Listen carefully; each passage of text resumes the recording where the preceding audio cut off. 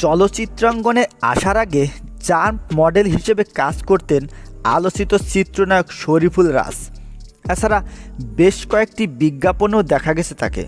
আর 2016 সালে আইসক্রিম সিনেমার মাধ্যমে বড় পর্দায় অভিষেক ঘটে তার।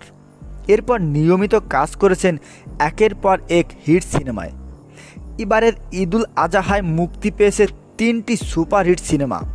তার মধ্যে বিদ্যা সিনহা মিম, শরীফুল রাজ, ইয়াস রোহান অভিনীত পরাণ সিনেমাটি মুক্তির পর থেকেই দর্শক মহলে আলোচনায় রয়েছে। দুর্দান্ত অভিনয়ের জন্য সিনেমাটি মুক্তির পর থেকে প্রশংসিত হচ্ছেন অভিনেতা শরীফুল রাজ।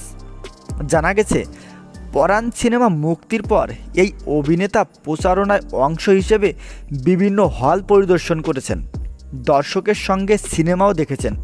তবে ব্যস্ততার কারণে স্ত্রী ও অভিনেত্রী পরিমণির সঙ্গে কিছুটা বিলম্বে সিনেমা দেখেন তিনি।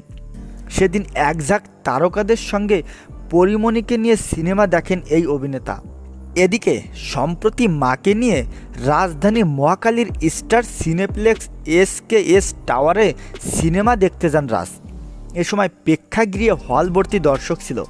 আর সিনেমা দেখা শেষে ছেলের অভিনয় দেখে আবেগে আপ্লুত হন অভিনেতার মা। এদিন রাজ সোশ্যাল মিডিয়া ফেসবুকে একটি ভিডিও আপলোড করেন। ভিডিওতে দেখা যায় রাজকে জড়িয়ে ধরে কাঁদছে তার মা। তার ভিডিওর ক্যাপশনে নায়ক লিখেন, গতকাল আম্মা পরাণ দেখতে সিনেপ্লেক্সের মহাখালী ব্রাঞ্চে ছিল। আমার জীবনের মহানায়ক আমার মা।